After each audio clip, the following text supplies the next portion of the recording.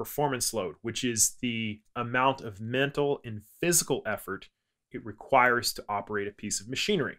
So the physical part would be the number of steps. Some of those controls are going to stand out as being more oftenly required.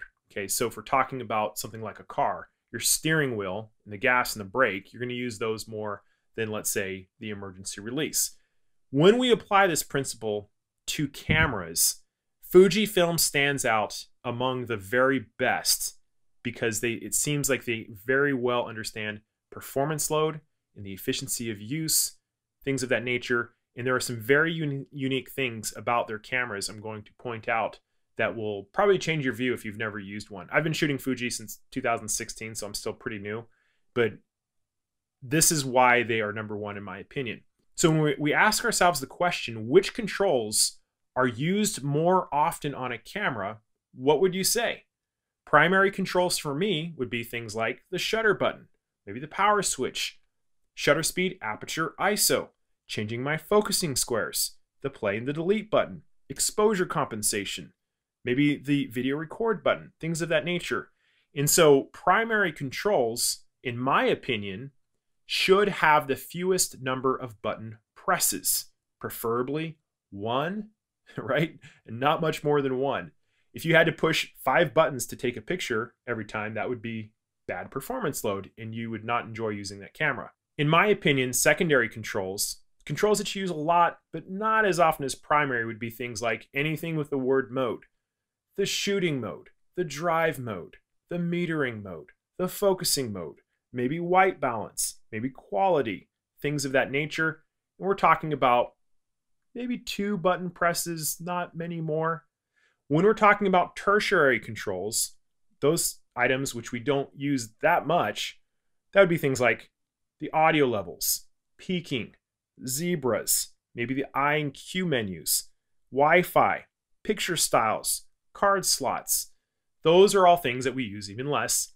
And then we have pretty much everything else. The quaternary or the 4th level controls. Those would be things like the deep menu system, setting up your time, things of that nature. In my opinion, for 3 or 4, maybe 5 button presses is acceptable. So what Fujifilm has done, and this is why their cameras are amazing, is every primary control has its own dedicated knob or lever. Every single one of them. ISO, shutter speed, and the aperture is a physical control ring. So not only do they have controls, they are faster to get to. So if I wanted to change my shutter speed quickly, it can be done literally within a second versus rotating one little shutter setting at a time.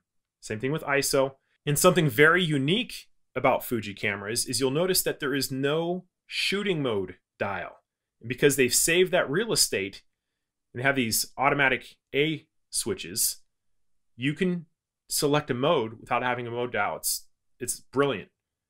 Exposure compensation, one touch, one control. You don't even need to push and hold something down before you rotate it to get your setting. Look at the drive posts. This is an option thing. If you want to lock these little posts, just push it in. If you want to stay unlocked, just leave it out and they will freely rotate. Some camera companies require that you push and hold to rotate certain switches and dials. In my opinion, the reason why Fuji is so dominant in usability is because they have dedicated analog controls to not only the primary, but to many of the secondary, most of the secondary controls as well. Look at this. Focusing mode switch, one lever. Also, take a look at this gap in the grip. That's an important thing. Take a look at some of the other modes. Our drive mode is up here at the top. We can go to video mode by flipping all the way over. There's our video mode. Start and stop recording. Simple by pushing the shutter button. Metering modes. Then we have our Q menu. For any secondary controls that we want to set up, we can come in here and assign it. Highly customizable. So what I'm saying is on Fuji cameras, you can access most of your primary and secondary controls in one button press with the exception of white balance, which you could probably assign somewhere else as well. Highly usable. Fewer steps to get to the things that you want.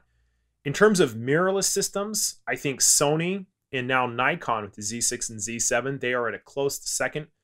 One of the major differences for them is their secondary controls usually require 2 button presses. Let me point out some of the weaknesses that I feel Fuji has. So Fuji, you're listening. And it's funny, I got a comment the other day that said somebody thought I was just an angry person until they realized I'm critical of all cameras. That's the truth. You know, every camera has strengths and weaknesses. If I was going to give feedback to Fuji about one of their weaknesses, it's their menu systems. And Sony has the same problem, is that you want to be able to get to deep menu things within 4 to 5 button presses, no more. Canon does it. Nikon does it with their touch screens. You can touch on a tab and then touch to the item or swipe up. And you can get to most places in those menus very quickly. Sony and Fuji, even though they have touch screens, can't interact with them. And so Fuji, if you're listening, a simple change, probably software because the hardware is there with the XT3.